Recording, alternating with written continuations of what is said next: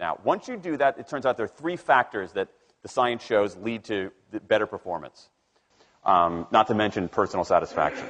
Autonomy, mastery, and purpose. Autonomy is our desire to be self-directed, to direct our own lives. Now, in many ways, traditional notions of management run afoul of that. Management is great if you want compliance, but if you want engagement, which is what we want in the workforce today as people are doing more complicated, sophisticated things, self-direction is better. Let me give you some examples of this, of almost radical forms of self-direction in the workplace that lead to good results. Let's start with this company right here, Atlassian, an Australian company. It's a software company, and they do something really cool. Once a quarter, on a Thursday afternoon, they say to their developers, for the next 24 hours, you can work on anything you want. You can work on it the way you want. You can work on it with whomever you want. All we ask is that you show the results to the company at the end of those 24 hours in this fun kind of meeting, not a star chamber session, but this fun meeting with beer and cake and fun and other things like that. It turns out that that one day of pure, undiluted autonomy has led to a whole array of fixes for existing software, a whole array of ideas for new products that otherwise had never emerged. One day. Now, this is not an if-then incentive. This is not the sort of thing that I would have done 3 years ago before I knew this research. I would have said, you want people to be creative and innovative? Give them a freaking innovation bonus. If you can do something cool, I'll give you $2,500. They're not doing this at all. They're essentially saying, you probably want to do something interesting. Let me just get out of your way. One day of autonomy produces things that had never emerged. Okay, let's talk about mastery. Mastery is our urge to get better at stuff. We like to get better at stuff. This is why people play musical instruments on the weekend. You got all these people who are acting in ways that seem irrational economically. They play musical instruments on weekends. Why? It's not going to get them a mate. It's not going to make them any money. Why are they doing it? Because it's fun, because you get better at it, and that's satisfying. Go back in time a little bit. I imagine this if I went to my first economics professor, a woman named Mary Alice Schulman, and I went to her in 1983 and said, Professor Schulman, can I talk to you after class for a moment? Yeah. I got this inkling. I got this idea for a business model. I just want to run it past you. Here's how it would work. You get a bunch of people around the world who are doing highly skilled work, but they're willing to do it for free and volunteer their time, 20, sometimes 30 hours a week. Okay, she's looking at you somewhat skeptically there. Oh, but I'm not done. And then what they create, they give it away rather than sell it.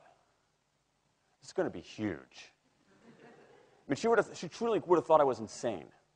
Okay, it seemed to fly in the face of so many things. But what do you have? You have Linux powering 1 out of 4 corporate servers in Fortune 500 companies, Apache powering more than the majority of web servers, Wikipedia. What's going on? Why are people doing this? Why are these people, many of whom are technically sophisticated, highly skilled people who have jobs?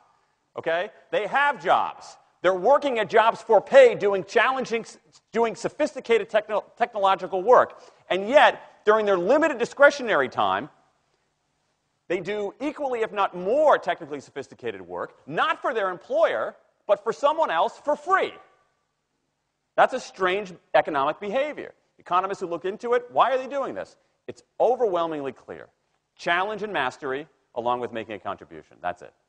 What you see more and more is a rise of what you might call the purpose motive, is that more and more organizations want to have some kind of transcendent purpose, partly because it makes coming to work better, partly because that's the way to get better talent.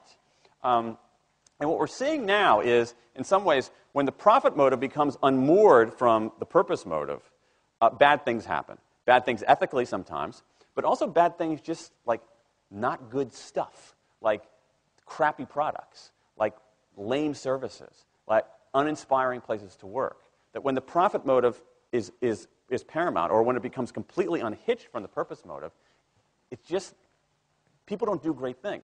More and more organizations are realizing this and sort of disturbing the categories between what's profit and what's purpose. And I think that actually heralds something interesting. And I think that the organizations that are flourishing, whether they're profit, for-profit, or somewhere in between, are animated by this purpose motive. Let me give you a couple of examples. Here's the founder of Skype. He says, our goal is to be disruptive, but in the cause of making the world a better place. Pretty good purpose. Here's Steve Jobs. I want to put a ding in the universe. All right? That's the kind of thing that might get you up in the morning and racing to go to work.